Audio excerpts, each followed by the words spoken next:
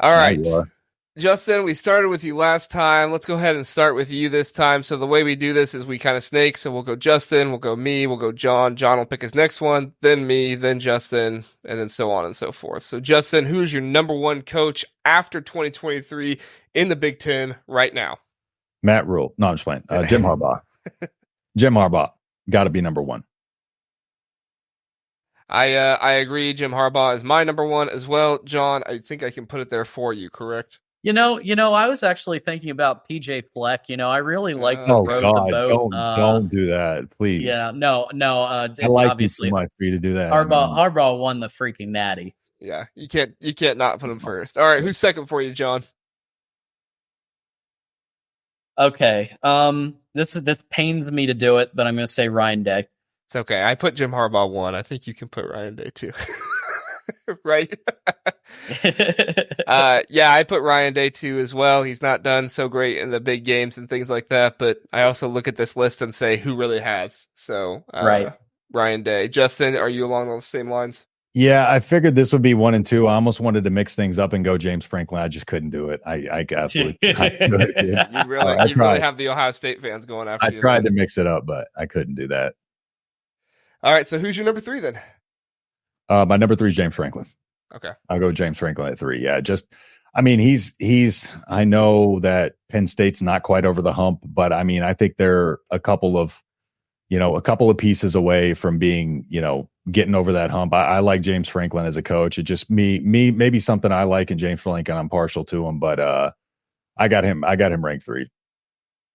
I really wanted to do Kirk Ferentz here. I really wanted to mix it up because I figured you guys might go with James Franklin, but I don't think I can. I think I have to go James Franklin at 3.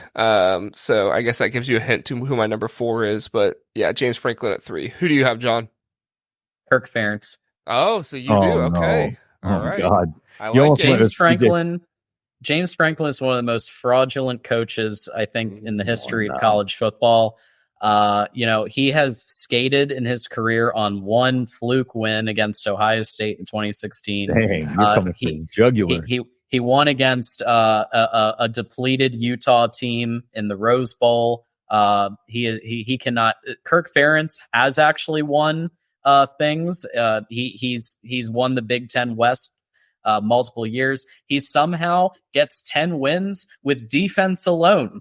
And he probably would be a playoff team if they had an offense. So, once he picks an OC that, is actually decent, they might be a real contender in the future. So I'm going Kirk Ferentz. That's the problem though. They only have half a team and winning the Big Ten West ain't that hard. True. That was what I was going to say was that really is what kept me out of it is if Penn State was in the Big Ten West, I feel like they've won it just as many times, if not more than Iowa's won it. Yeah, definitely more. That's how I feel. But I respect your decision because I thought of it myself, John. So I did. I absolutely did not think of Kirk Ferentz. All right, who's your number 4 then, John? Franklin. Figured that's where we had to go. So, yeah, I know you're not going to like it, Justin, but I do have to go with Kirk Ferentz at 4. The longevity, the ability to coach when you just have zero offense. The way he's able to do that and still win games. Like we said, part of that might just be because of the Big Ten West. However, I do think that is admirable enough to put him at number 4. Who's your number 4, Justin? All right, go ahead and this one might be a little off of y'all's. I don't know where y'all got him. I like Greg Schiano here. I just love the way Rutgers.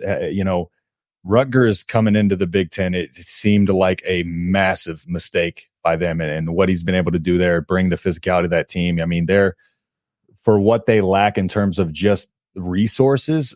It's unreal what he's been able to do with that team, and so why Rutgers isn't. One of the top programs. I think what he's done with that team is just excellent. All right. Who's your number 5? Number 5 is Matt Rule.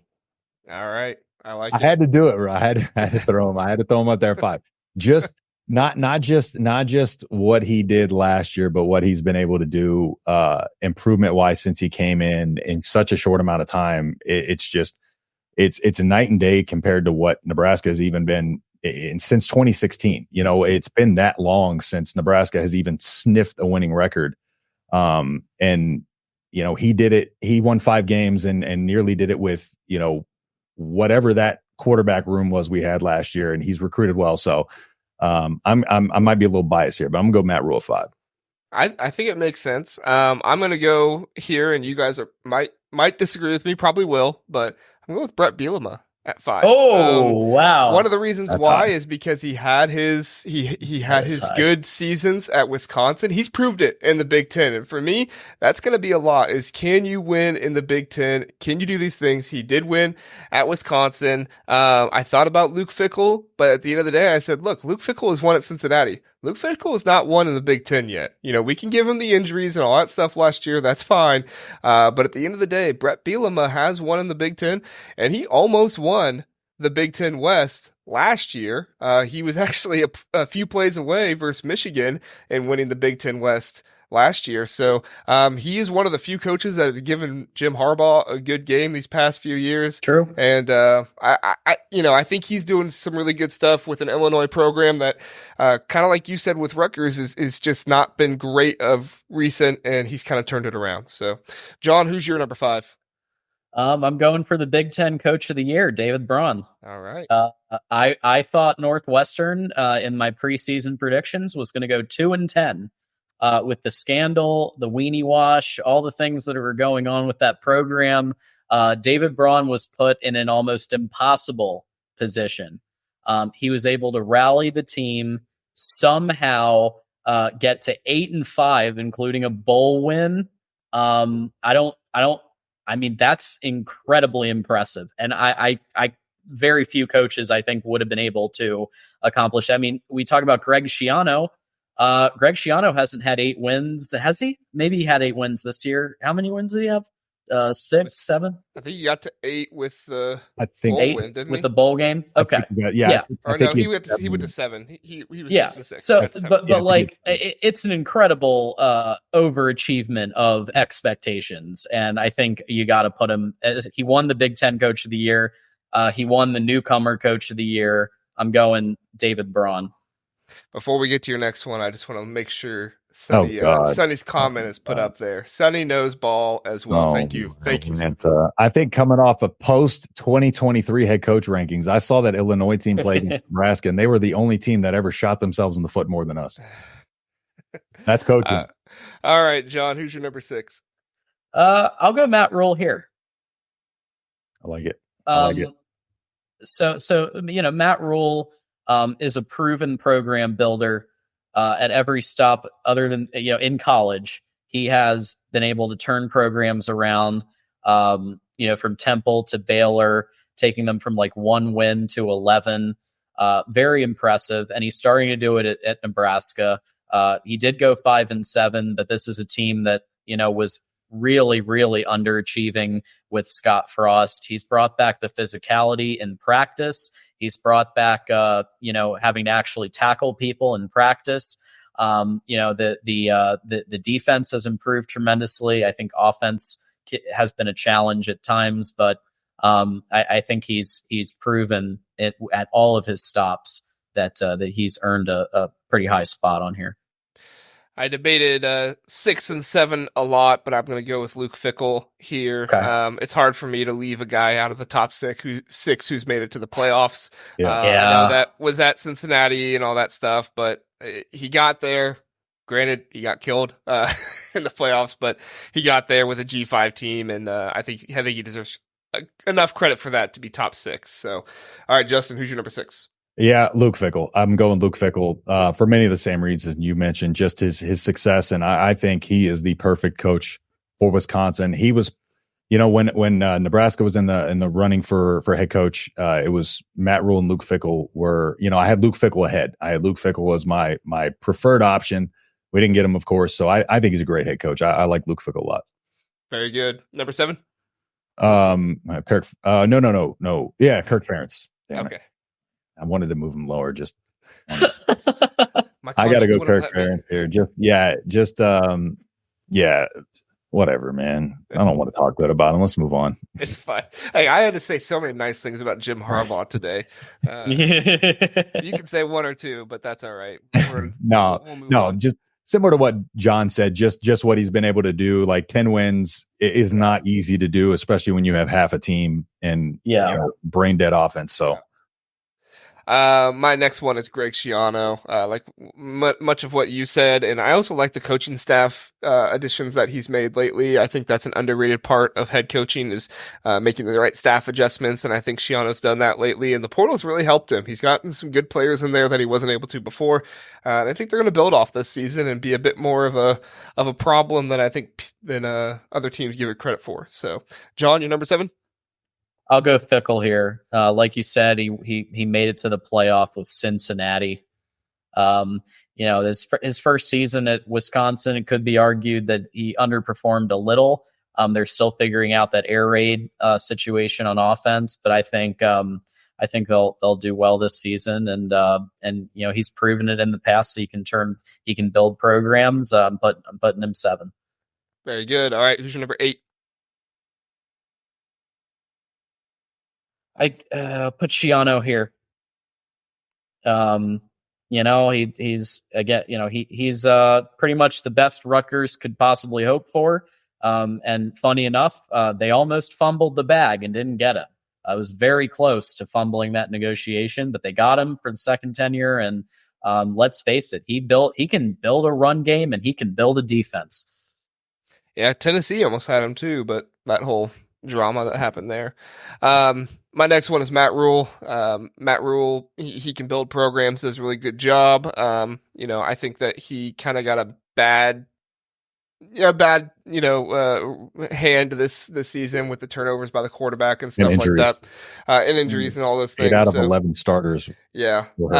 So I think he's a really good coach though, and I think we'll see more of that. Kind of what I said earlier. Just he hasn't really done it in the Big Ten yet. But he has the potential to probably be above James Franklin if he's able to do some really good things at some point. So, all right, number 8, Justin.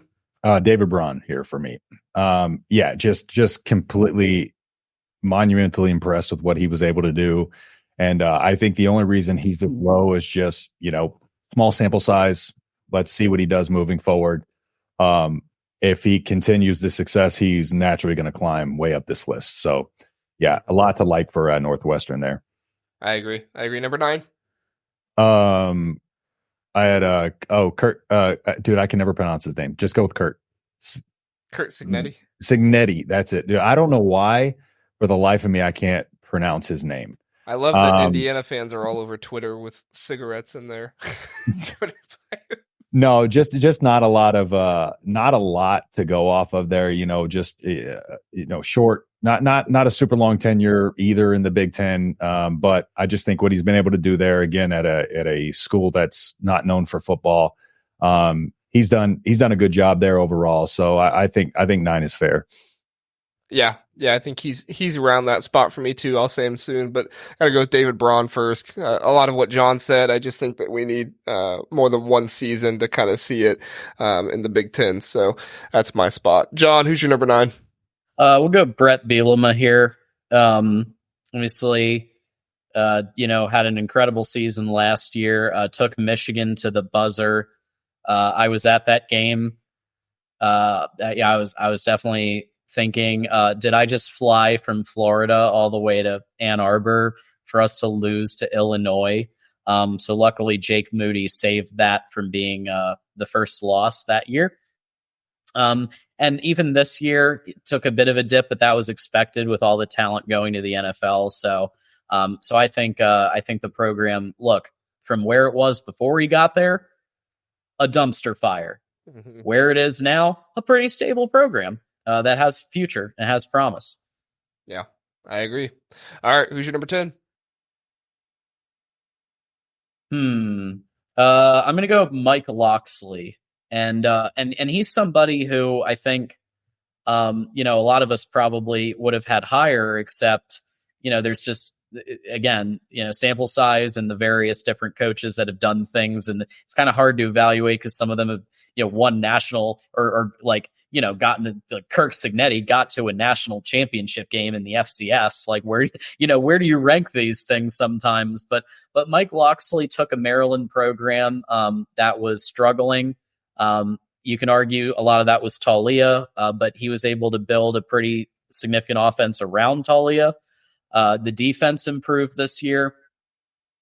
The only reason he's this low is because he hired Josh Gaddis.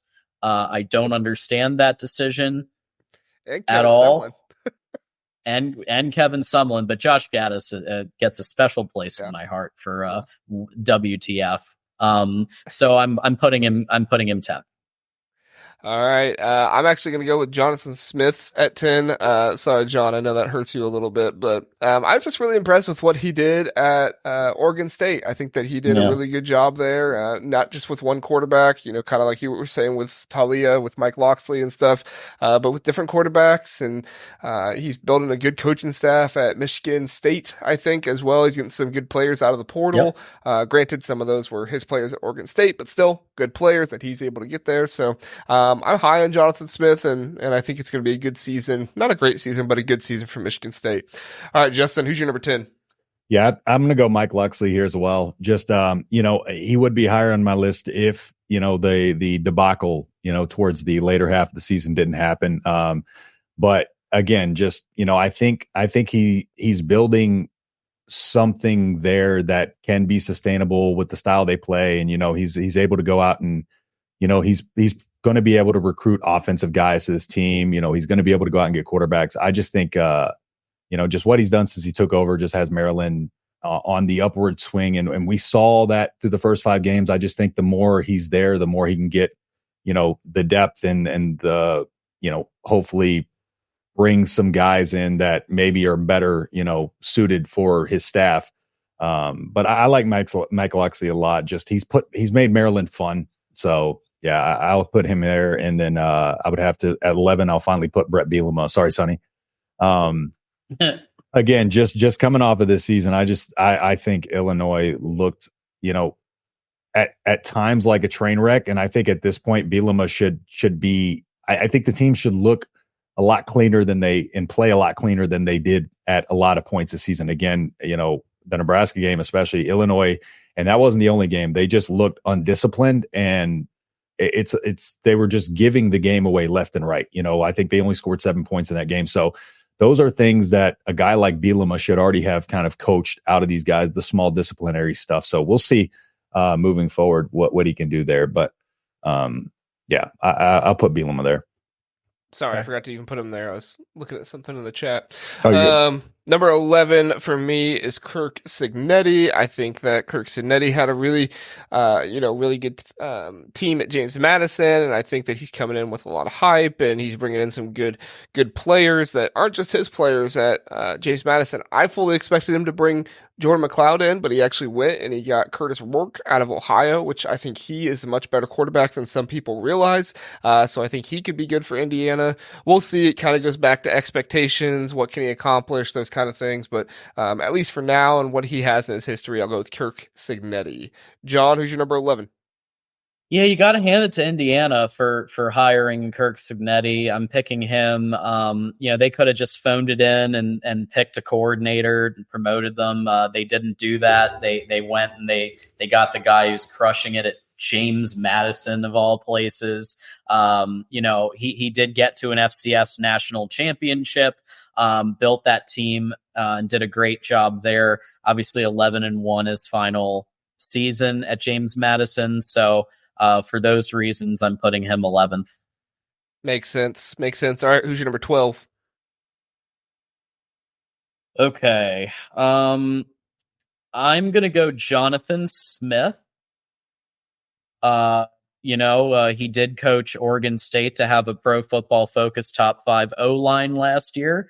Grew the Oregon State Beavers, obviously due to situations outside his control, due to a certain conference commissioner fumbling the bag. Oregon State was left basically swimming in the wind. So I think the move to Michigan State and what he's already been able to do at Michigan State with a program dealing with the aftermath of, Mel Tucker and that whole situation, I think he's been doing all right. Yeah, I think so too. I will go with Mike Locksley in this one. My big thing with Mike Locksley is he seems to lose games every year that he should win. Obviously, Penn State, Ohio State, Michigan, those are really tough games for him to win. And I can understand like dropping one or two there, but just some of the losses this season and other seasons, it's like, man, you got the more talented team. You recruit well. You should be making these things happen. And also, like John said, the Josh Gaddis effect is also in there as well. So, Justin, who's your number 12? Jonathan Smith, just based on what he did and what seemed to be a not a sinking ship, but a ship that was already shipwrecked at the bottom of the ocean. And so, yeah, a lot of credit to him. And again, like y'all mentioned, his previous 10 years. So I think just what he was able to do, puts him above the little trash cans we got left on the list. Yeah, speaking of those trash cans, who is your number one trash can in the Big Ten? You know what? I hate to even put PJ Fleck not last, but I'm going to put PJ Fleck here just because Ryan Walters made it personal this year. But PJ Fleck's little tight pant wearing, bald head, running around like he's about to play the damn game. It's really annoying. And I don't know where he's rowing the boat to, but he got lost at sea somewhere because I don't know where the hell they're going. That QB room is horrible. So, yeah, PJ Fleck is lucky he's 13. Yeah, PJ Fleck did not beat Iowa until this year. PJ Fleck has had one good flash in the pan year. I can't even put PJ Fleck. I'm going Ryan Walters. Whoa! I can't do it, man. I can't do it. Boat. Sink the boat. In my mind, PJ Fleck, he's just. I mean, I don't like to be mean. I don't like to insult people, but he just seems like a little weirdo. He is. I don't know. I know Minnesota fans will get mad at me. It's purely off vibes. I don't have any statistics to say like, oh, PJ Fleck isn't great, but he just gives me bad vibes, and he loses coaches, and his quarterbacks are never all that great. So he always looks like he's on. I don't know if I can say it, but his eyes are always like this. So, I know where you're going with that. All right, a little booger sugar, but all right, boy. John, who's your last two? Okay. I'm going to go PJ Fleck second to last because he did have the 2019 season. He did have, a couple of decent flashes and a couple of decent games, but his shtick is getting old. The only reason I'm like, it's still Minnesota. Minnesota's been pretty bad at times, and PJ Fleck has at least elevated the program where usually they're doing 7 wins and occasionally 9, and that's still better than they were doing under Tracy Claeys and some of the worst Jerry Kill years, and so I put him second to last. And then Ryan Walters, we just don't have enough of a sample size yet. 4-8 his first year, exactly what we predicted they were going to go.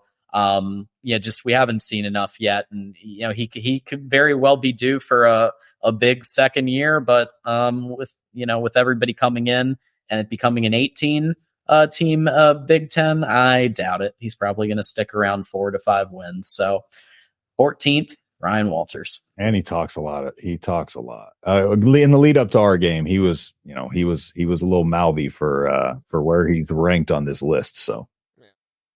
Anybody in here? I didn't tell you guys we were going to do this, but I figured I would surprise you. Any hot seat candidates in here? I'll go ahead and do it first. Ryan Day is on the hot seat. He's got to beat Michigan if he wants to keep his job after this season, I think. So Ryan Day, man,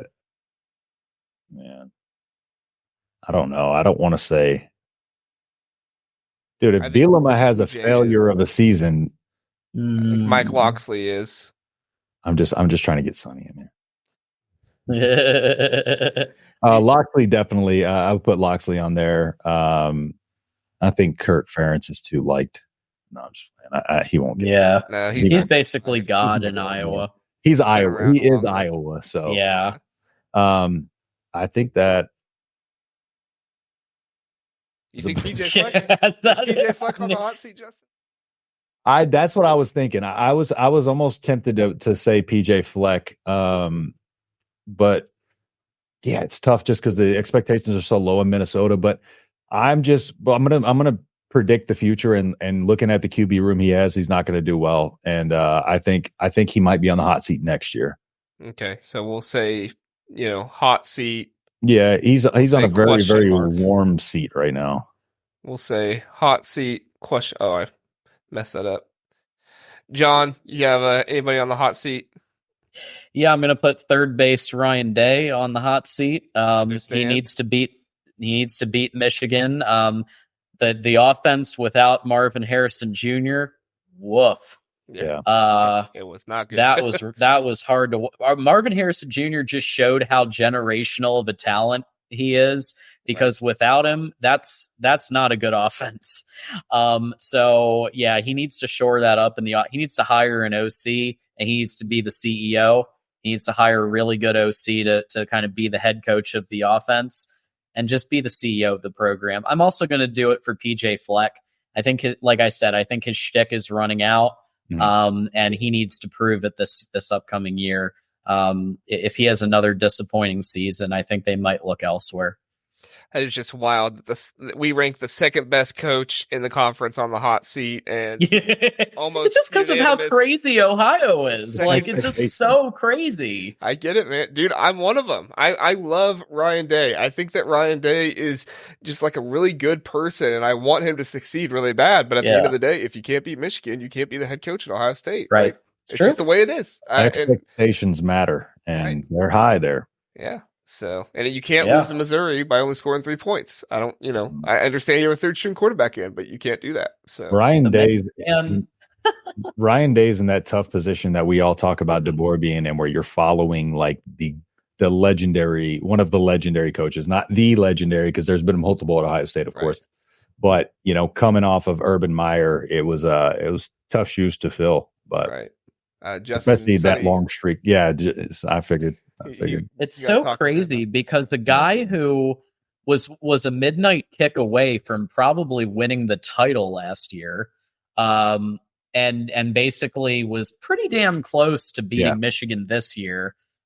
He's had 3 Big Ten losses his entire career, and yet he's on the hot seat. It just boggles my mind. It's like, who would want to coach for that team? I get the perks are great. You could probably get a nice $10 million a year.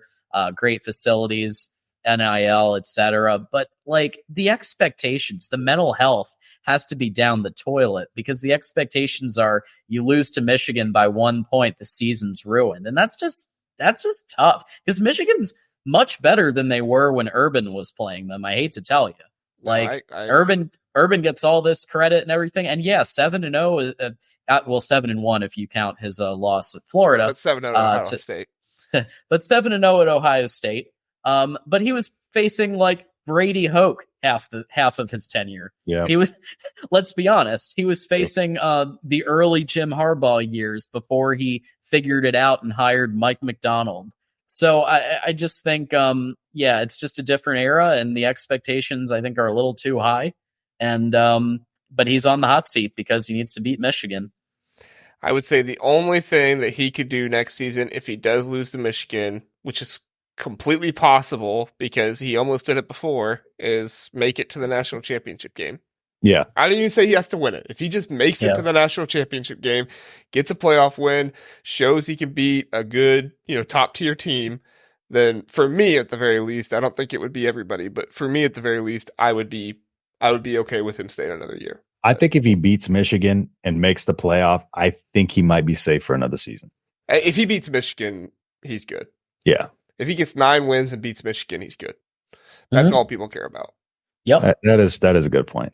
So, and if he gets 9 wins and beats Michigan, he might make the playoffs anyway. So that's basically my point is I think if he beats Michigan, they're in. So yeah. So.